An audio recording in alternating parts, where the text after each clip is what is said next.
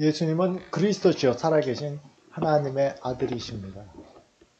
주일 예배 이제 새로 새해를 시작하면서 사도신경 강해를 몇 주에 거쳐서 전체적으로 할 것입니다. 이것이 대단히 중요한 것은 우리가 무엇을 믿어야 하는지 사도신경이 성경 전체를 요약해 주기 때문입니다.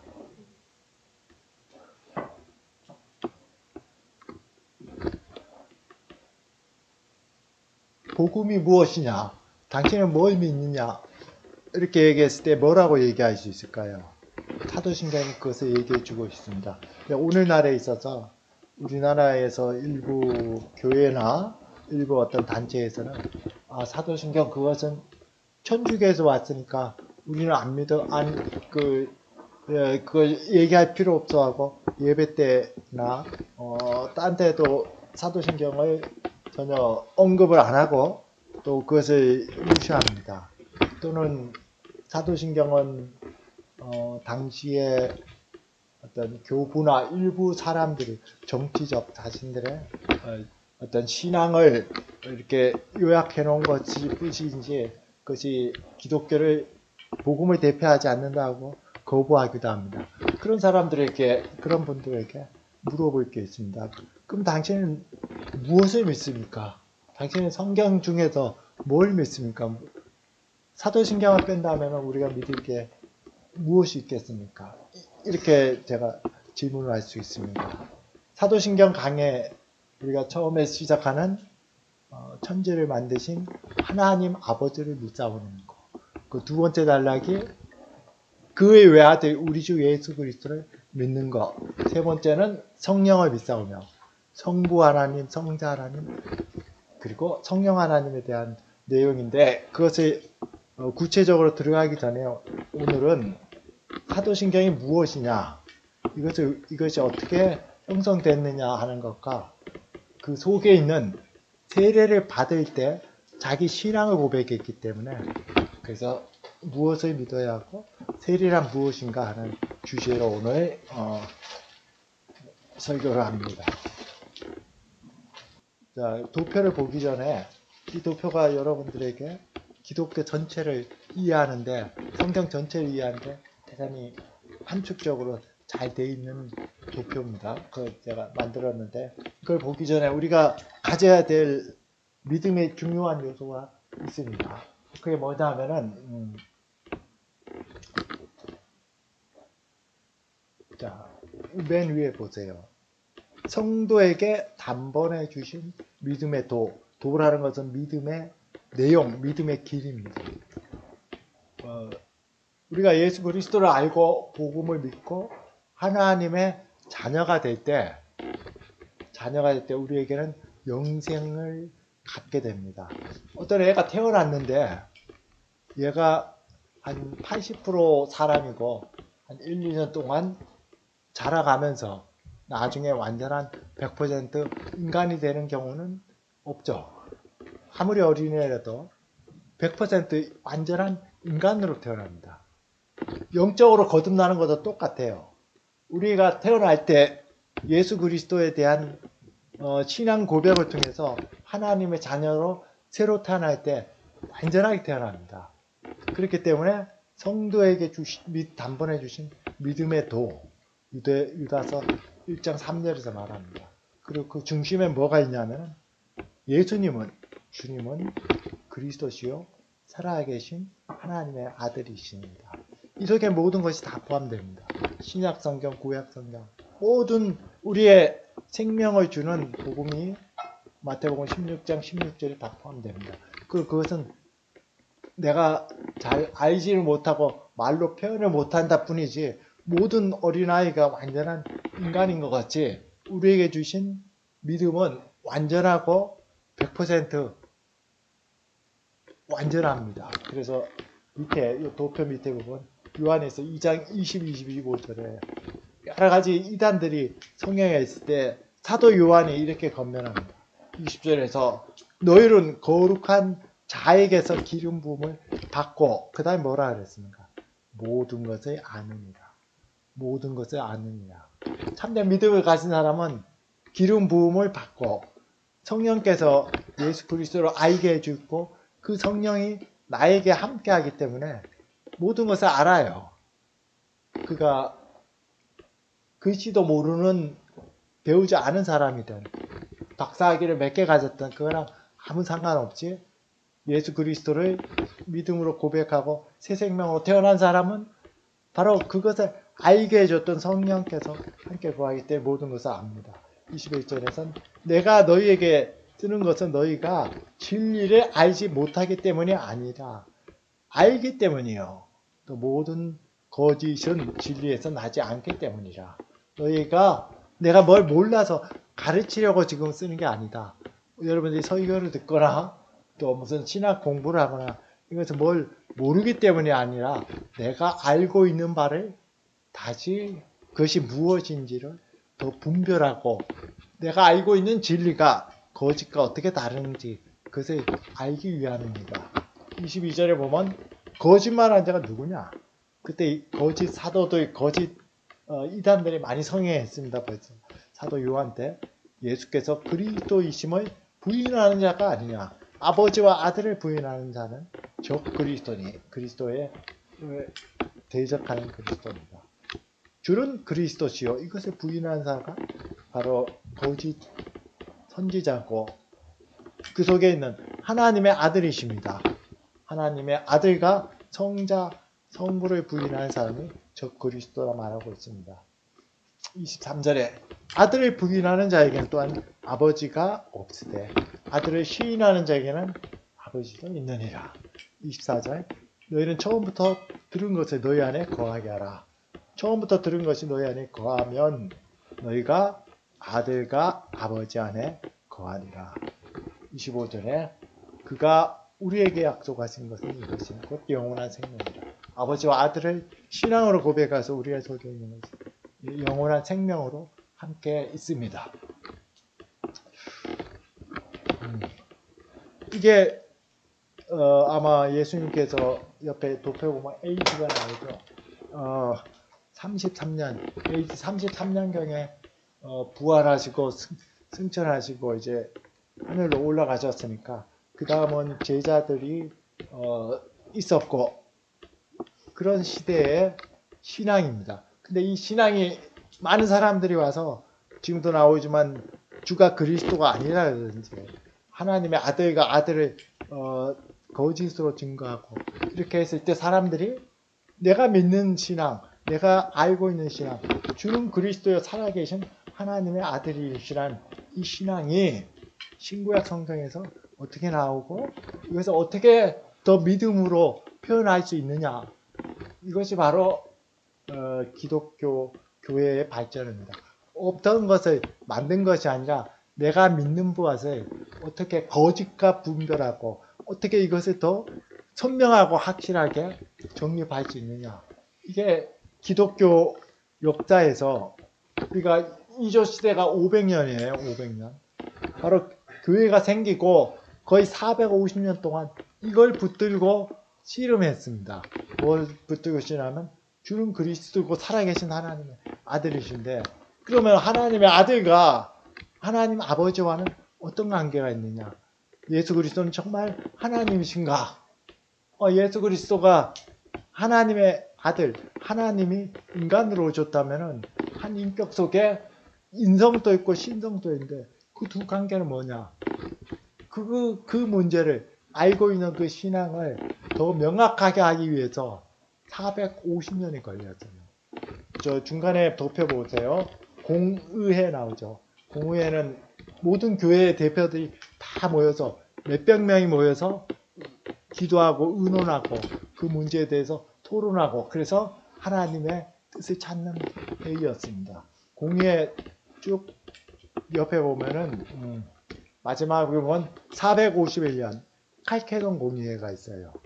칼케돈 공의회에서 주는 그리스도요 살아계신 하나님의 아들이십니다 하는 것을 가장 잘 확정을 했습니다. 교회가 생기고 거의 400년이 지나서 400년 동안 이것을 정립을 해왔어요. 그리고 그것이 체계화된 게 우리가 지금 알고 있는 신앙이고 신학이고 모든 것입니다.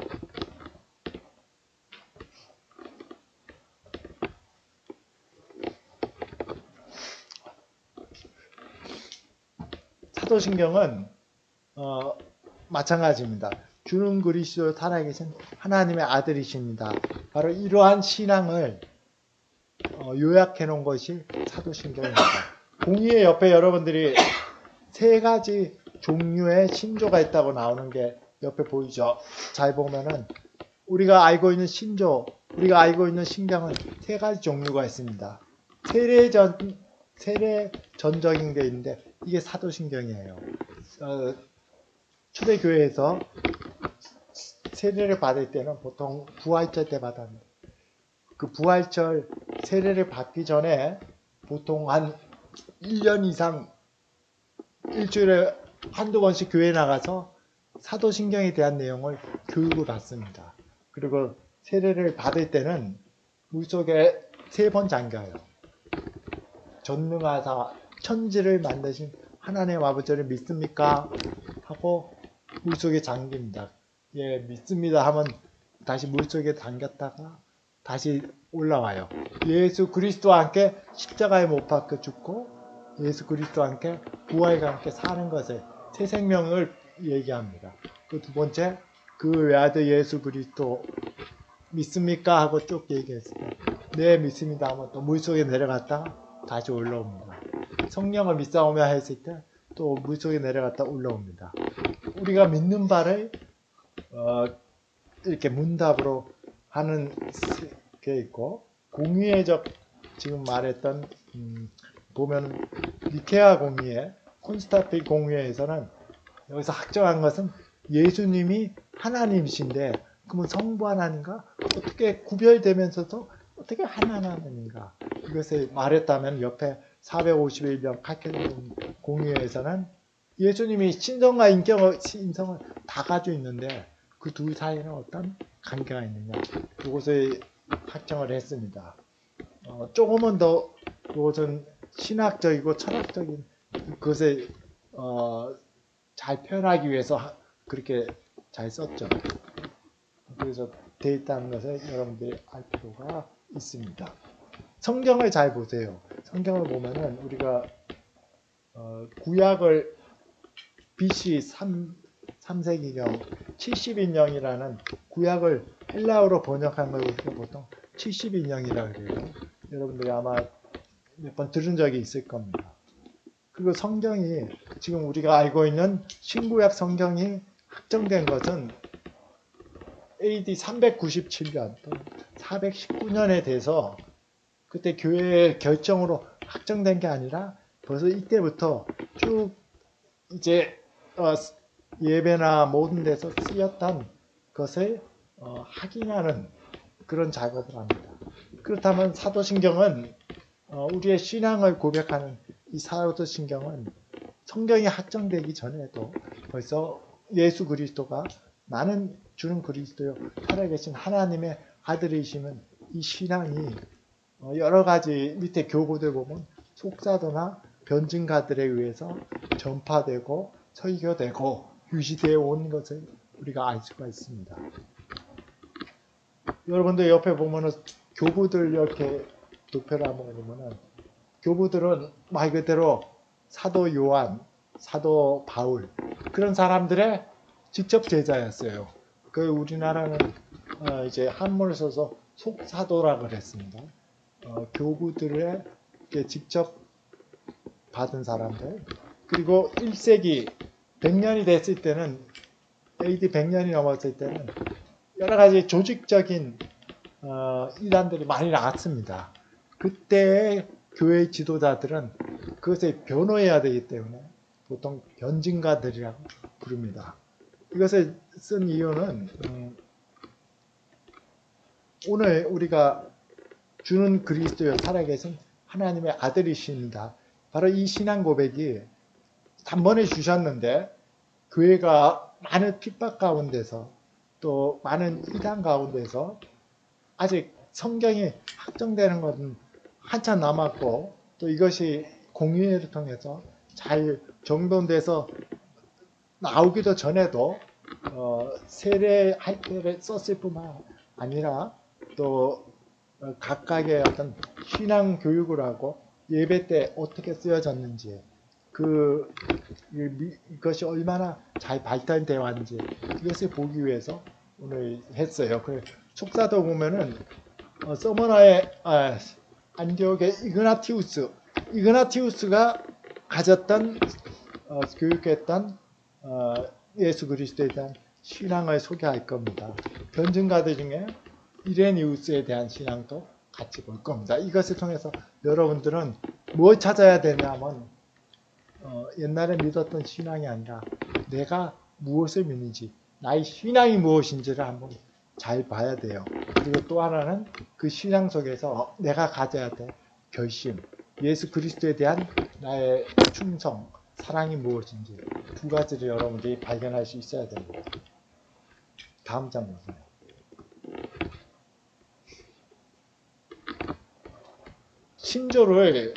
신조를 우리가 상징한다, 뭘 대표한다 할 때 심벌이라 그러죠. 상징이라 그러는데 신조를 라틴어 심벌룸이라고 썼어요. 신조를 왜 그렇게 썼냐면 두 가지 의미를 갖습니다. 첫 번째는 우리가 뭘 믿는지 믿는 내용인데 알렉산드리아 클레멘트는 속사도입니다. 했던 말을 잘 보세요. 나는 이제 비참한 폭도들이 미신적인 의식 속에서 서로를 식별하는 수단인 기호 또는 상징에 대해서 설명하고자 합니다. 그들에게는 그들의 모독적인 모임에서 마귀의 지시로 그들에게 주어진 특별한 표준과 특별한 응답이 있기 때문입니다. 그때 이단들이 여러 가지 미신적인 어떤 신앙들이 많았어요. 이럴 때 그들이 썼던 어떤 특별한 표시, 특별한 기구 이런 것이 상징이죠. 심볼은. 근데 그것과 구별되는 우리가 믿는 참된 진리가 무엇이냐. 그래서 바로 사도신경 할 때 신조로 그들이 썼던 것입니다. 그 두 번째는 승리의 깃발입니다. 두 번째 보면 그리스도의 승리한 군대의 머리에 든 깃발입니다. 이 군대가 전진할 때 지휘관 옆에 깃발을 듭니다. 그 깃발. 근데 그것이 승리했을 때는 그 승리한 무엇에 대한 승리를 했는지 그것을 쓰고 그래서 깃발을 들고 전진합니다. 군대의 연대 깃발이 연대가 국왕을 나타낸 위대한 전투의 이름을 새긴 것처럼 개별 교회의 신조는 원래 형식에 추가된 문구로 요약됩니다. 무슨 말이냐 하면은 예를 들어서 초대교회에 있었던 사도신경의 많은 구절은 전능하다 천지를 만드신 오직 한 분이신 하나님의 아버지를 내가 있사오며 이렇게 말했습니다. 지금은 틀리죠. 오직 한 분이란 말이 강조되어 있습니다. 하나님입니다. 근데 1세기 들어서 많은 이단들 중에서 성부, 성자, 성령 하나님은 실제로 한 하나님인데 구약에서는 성부로 신약에서는 성자 하나님으로 또 지금 교회 시대는 성령 하나님 나타나서 이것은 삼위일체 하나님과 다른 양태로 한 하나님이 여러 가지 형태로 변했다 하는 이단인의 예단됩니다. 아니면 아예 성부, 성자, 성령 하나님 세 신이 있어 이렇게 가르치는 거짓 선지자들이 등장했을 때 교회는 오해를 해소하기 위해서 오직 한 분이신 이것을 제외해서 지금은 전능하다 천지를 만드신 한 분을 빼버리고 하나님 아버지를 믿습니다.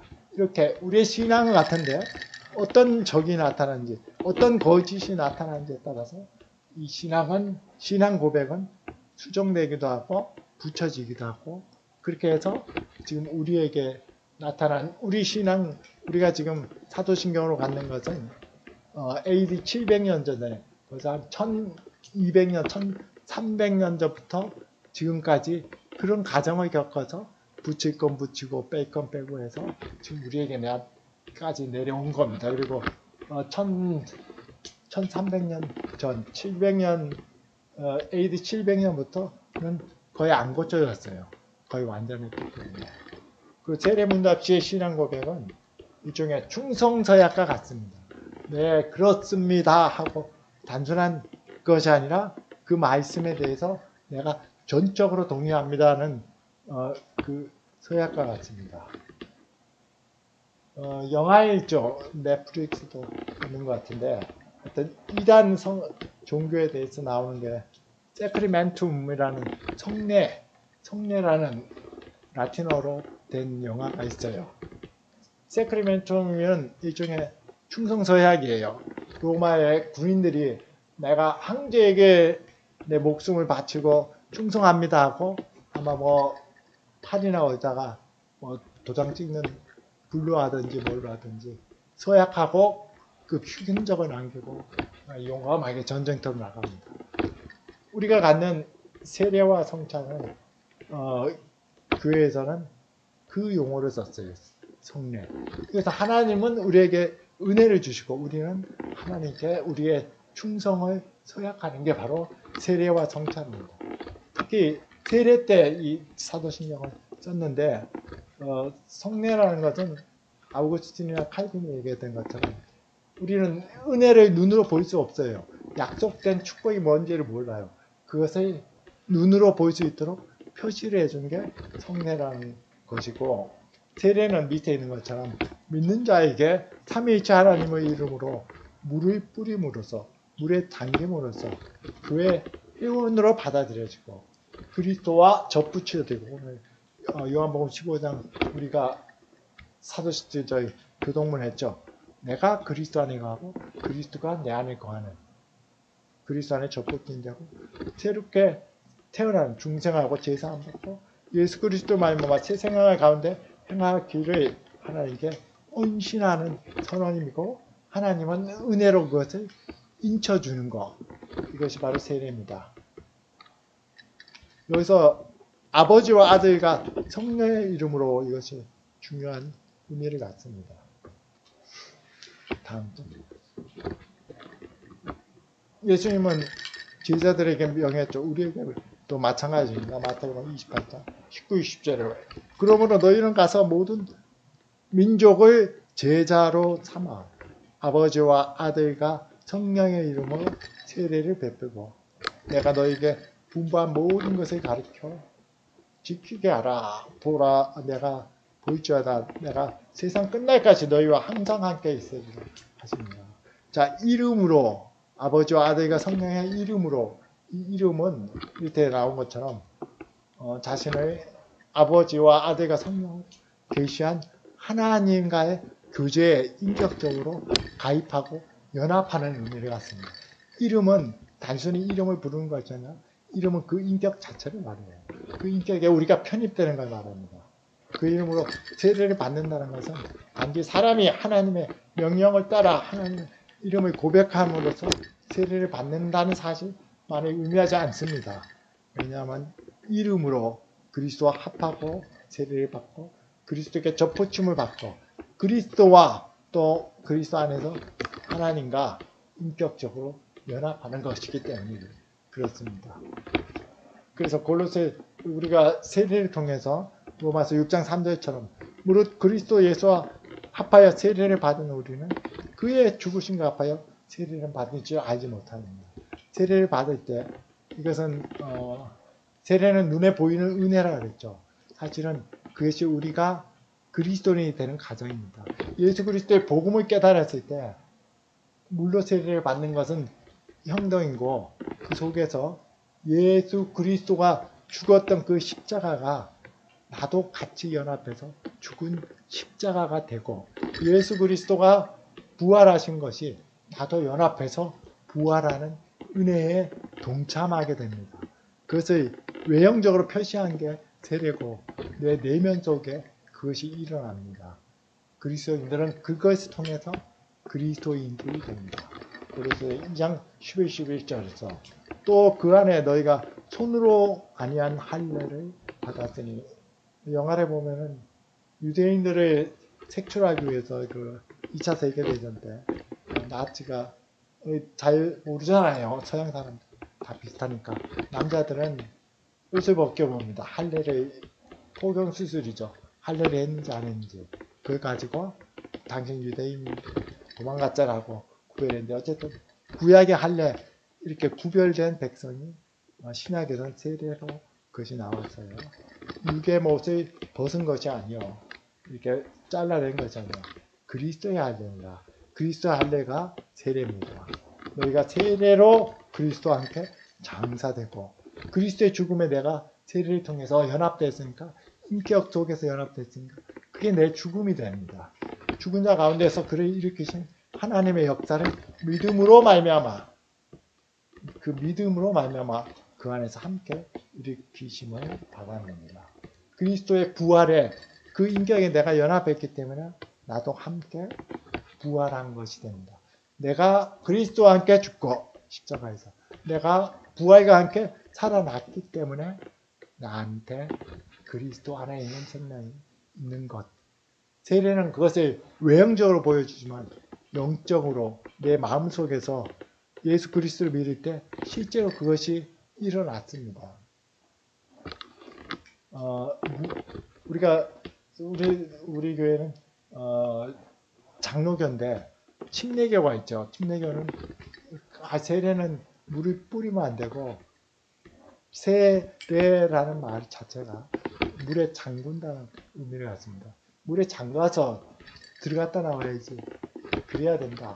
모든 교회 가르치는 그렇다 하고 딴 건 틀린 게 다른 게 없는데 세례의 어떤 형식에 따라서 침례교는 그렇게 행해요. 그러나 밑에 보는 것처럼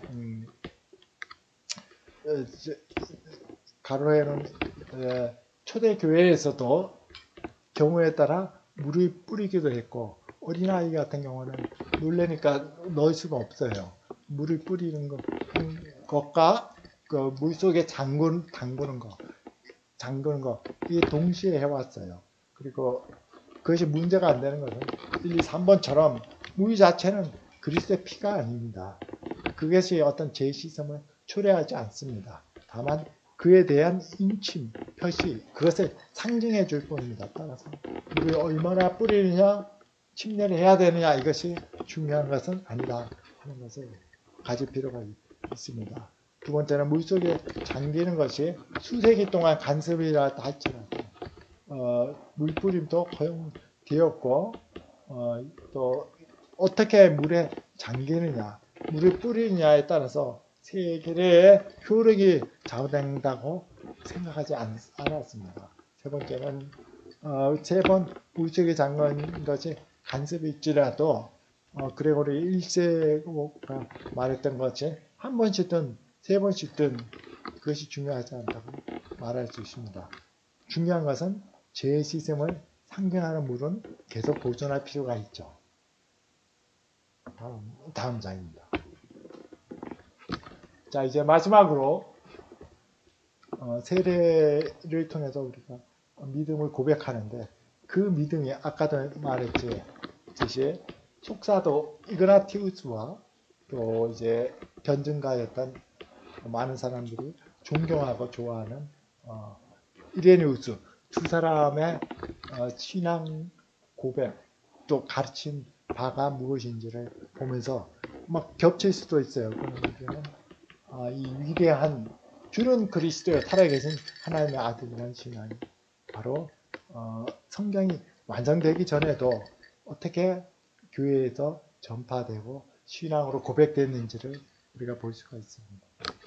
숙사도 이그나티우스가 에베소 교인에게 보냈던 복음에 대한 내용입니다. 우리 하나님 예수 그리스도는 벌써 이그나티우스는 아마 60 몇 년부터 살았던 사람인 것 같은데, 그러니까 100년 좀 넘게까지 살았던 사람인데 예수 그리스도를 하나님으로 고백합니다.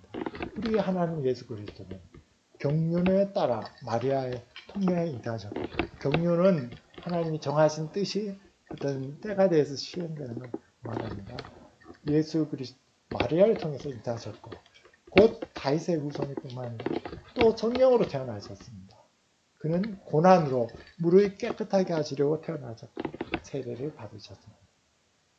세례 얘기가 나오죠. 지금 성경에 대한 내용으로 이것을 풀었으면은 예수 그리스도의 세 가지 사역은 물과 피로 이루어집니다. 예수 그리스도는 물로 세례를 통해서 거듭나게 하시는 것처럼 요한복음 3장 15절에서 예수님께서 니고데모에게 이렇게 말씀하셨어요. 진실로 진실로 내게 이르노니 사람이 물과 성령으로 나지 아니하면 하나님 나라에 들어갈 수 없느니라. 거듭나는 것은 물과 성령으로 나는데 이것은 똑같은 말을 반복하는 겁니다.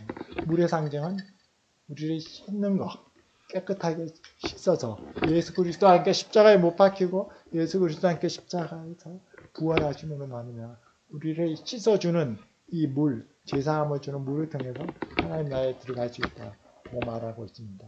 세례로 거듭나야만 우리가 하나님 나라에 들어갈 수 있습니다. 두 번째는 피를 통해서 죄를 씻어 의롭게 하시죠. 예수님께서 마지막 만찬 때 마태복음 26장 28절에서 이것은 바로 예수님의 피는 제사함을 얻게 하려고 많은 사람을 위하여 흘리는 다 나의 피 곧 언약의 피니라 이렇게 말하고 있습니다. 그래서 2장 17절에서 우리는 그리스도 안에서 그의 은혜의 풍성함에 따라 그의 피로 말미암아 성령 곧 제사함을 받습니다. 그리스도의 피로 우리는 제사함을 받습니다. 세 번째는 그리스도의 피는 마귀를 정복했습니다. 히브리서 2장 14절에 자녀들은 혈과 육에 속하였으며 그리스도도 같은 모양으로 혈과 육에 함께 지니시면 예수 그리스도가 인간으로 왜 오셨냐 하는 것은 죽음을 통해서 우리가 죽어야 되는 바로 그 죽음 십자가를 통해서 죽음의 세력을 잡은 자 마귀를 멸하시고 우리를 다 죄로 인해서 죽게 만드는 그 마귀를 십자가에서 멸하셨습니다. 고린도서 2장 14, 15절에서 우리를 거스리고 불리하게 하는 법적 무너진 증서를 지우시고 제하여 버리고 십자가에 못 박히시고 그래서 14절에 말하면 우리를 정죄하고 우리를 죽음에 이르게 하는 율법의 저주입니다. 너 잘못했고 잘못한 것에 책임을 우리가 지는 것에 십자가에 못 박으시고 그리스도께서 대신 지으셨기 때문이죠. 그 15절에 통치자들과 권사들을 무력하게 드러내어 구경거리 삼으시고 십자가로 그들을 이기셨느냐. 우리를 정죄했던 모든 율법들을 십자가에 못 박았을 뿐만 아니라 통치자 권세들, 우리를 괴롭혔던 모든 영적인 세력들, 마귀들의 세력들을 무력화는 무장해제시키고 구경거리로 포로 잡았고 십자가로 승리하고 이기셨습니다. 다음 장입니다. 자, 이그나티우스가 썼던 다른 편지에서 트탈리안에게 썼던 편지를 우리가 잘 볼 필요가 있습니다. 그러므로 예수 그리스도 외에 누가 너에게 말하거든 듣지 말라.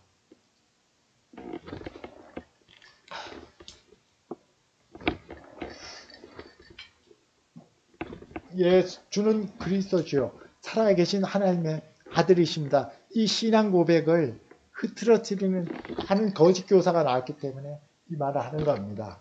예수 그리스도 외에 누가 너에게 말하든지 그걸 듣지 말라. 그래서 속사롭게 얘기하고 있습니다. 그리고 예수 그리스도가 말해 듣고 우리가 믿는 신앙이 뭐냐? 다윗의 자손이요 마리아의 아들이요 참으로 태어나셨고 먹고 마셨으며 참 인간이란 소리죠. 본디오 빌라에게 참으로 핍박을 받은 자요 참으로를 계속 강조합니다. 십자가에 못 박혀 하늘에 있는 자들과 땅에 있는 자들과 땅 아래에 있는 자, 땅 아래에 있는 자들은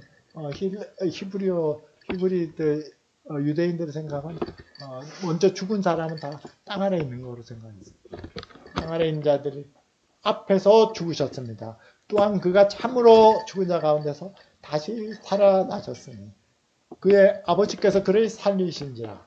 하나님이 예수를 믿는 자들도 이와 같이 일으키시리라. 내가 말하노니 그의 아버지께서 그리스도 예수 안에서 우리를 일으키시리라. 그를 떠나서 참된 생각이 없습니다. 이렇게 신앙을 고백했습니다. 여러분들이 이거 잘 보면은 지금 우리가 믿는 사도신경을 어떤 것은 어떤 걸 강조하고 어떤 것은 뭐가 하나 빠졌지만 또 그 범주 내에서 왔다 갔다 하는 것을 보게 됩니다. 우리가 믿는 바의 신앙은 그리스도 안에는 영생과 부활이 있습니다. 로마서 8장 11절처럼 예수를 죽은 자 가운데서 살리신 이의 영, 성령이 바로 그 성령이 너희 안에 거하시는 그리고 예수를 죽은 자 가운데서 살리신 이가 그리스도 예수를 죽은 자 가운데서 살리신 하나님 아버지가 너희 안에 거하시는 그의 영, 성령을 통해서 너희 죽을 몸도 살리시라. 너희 몸도 예수 그리스도와 같이 이미 세례를 통해서 우리가 믿음을 통해서 영적으로 거듭났지만 우리가 육체적으로는 죽지만 그리고 흙으로 없어졌지만은 그 몸도 예수 그리스도처럼 살리시라는 약속을 해주십니다. 요한에서 5장 10에 21절에 이그나티우스가 마지막에 말했죠. 그리스도를 떠나서는 참된 생명이 없습니다 하는 것이 요한에서 5장 10에 11절이죠. 또 증거는 이것이니 하나님의 우리에게 영생을 주신 것과 이 생명이 그의 아들 안에 있는 그것입니다. 아들이 있는 자에게는 생명이 있고 하나님의 아들이 없는 자에게는 생명이 없느니라. 예수 그리스도와 합하여 세례를 받고 그의 죽으심과 그의 부활에 동참해서 예수 그리스도와 연합한 자는 그리스도 안에 생명이 있기 때문에 나도 생명을 갖습니다. 그를 떠나서는 참된 생명이 없느니라.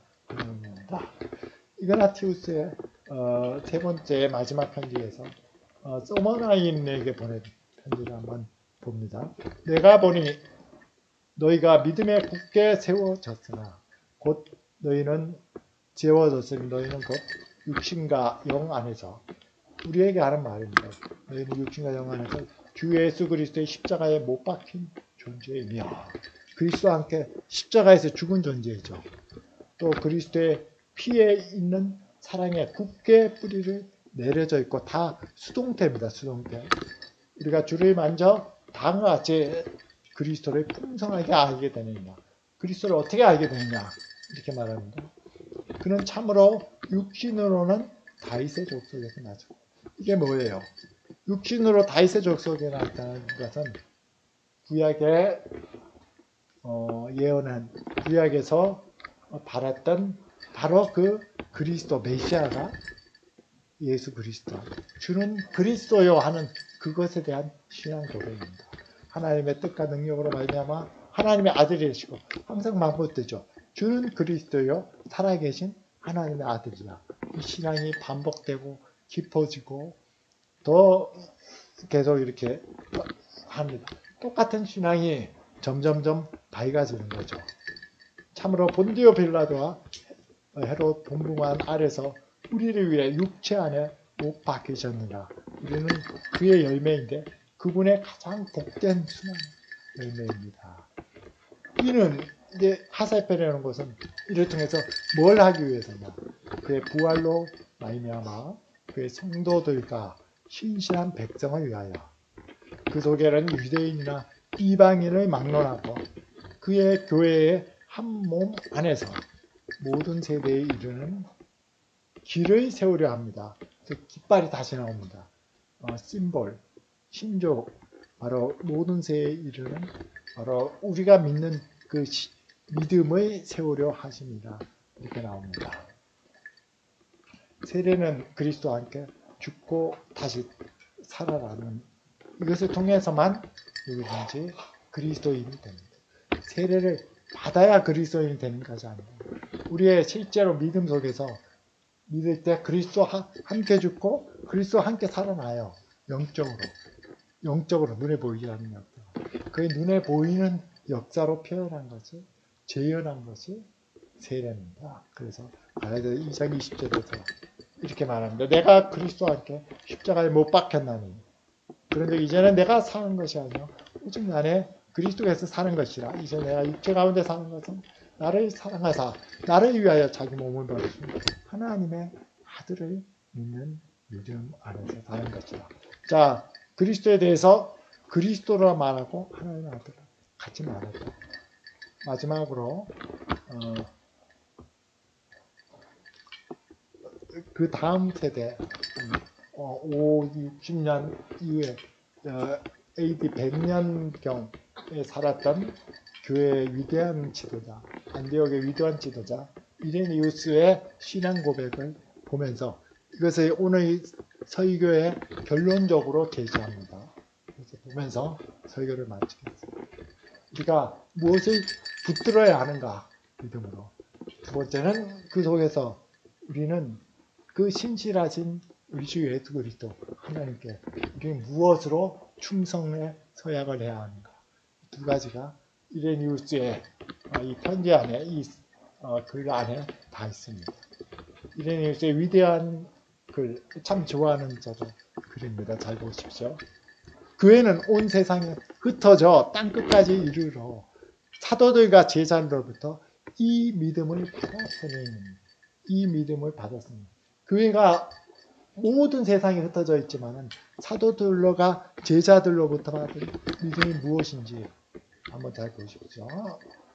첫 번째, 전능하사 천지의 창조주이시며 바다와 그 안에 있는 모든 것을 창조하신 우리 사도신경하고 거의 똑같죠.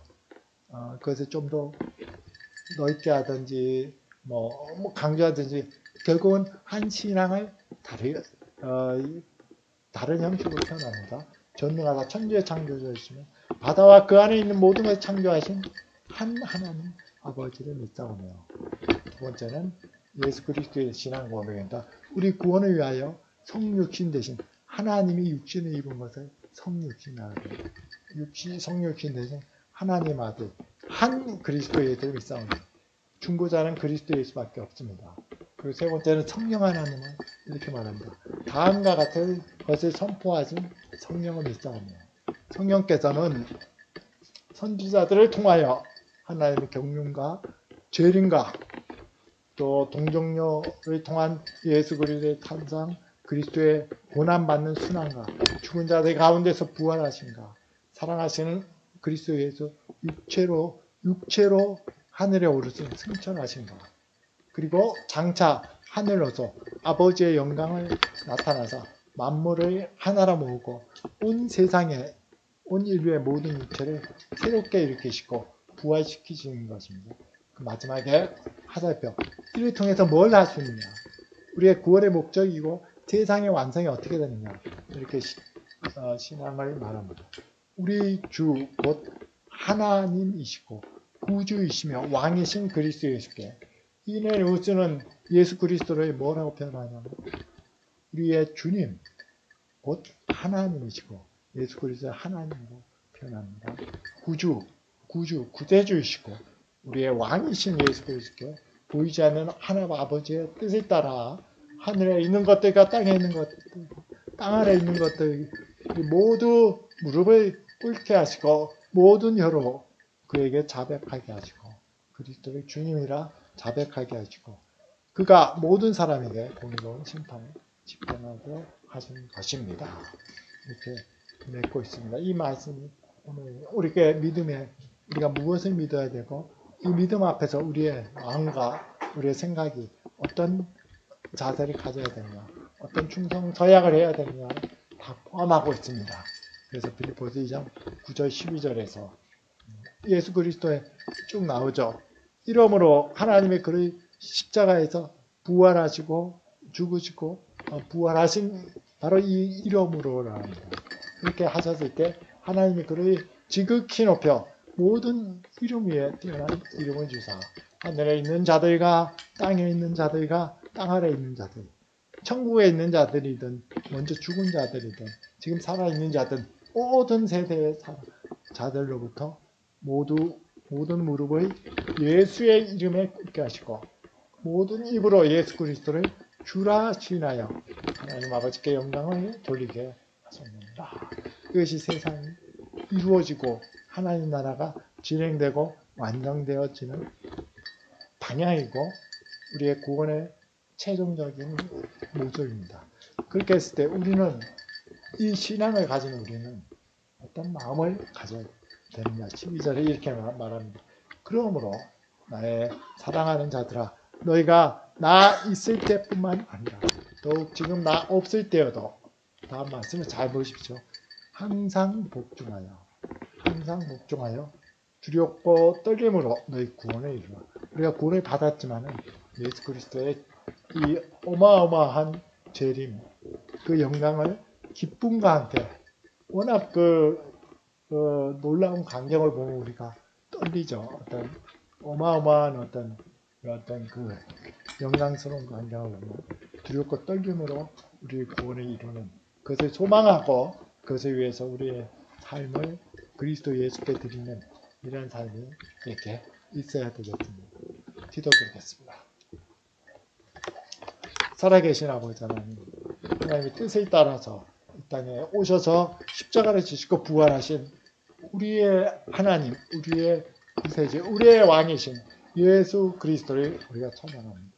그리스도와 함께 죽고 그리스도와 함께 부활한 우리 모든 성도들이 예수 그리스도가 온 땅 위에 하늘에 있는 자들이나 땅 위에 있는 자들이나 먼저 그리스도 안에서 또는 그리스도 밖에서 죽은 자들이 다 예수 그리스도를 믿음으로 하든 또 두려움으로 주님으로 고백하는 그 놀라운 마지막 세상의 완성이 우리의 영원한 안식이 주어질 그 소망을 바라보면서 예수 그리스도의 십자가 군사로 우리가 우리의 삶을 힘차게 살아가는 이 한 해 한 주가 되게 축복하시고 인도해 주시옵소서. 예수 그리스도의 이름으로 기도드렸습니다.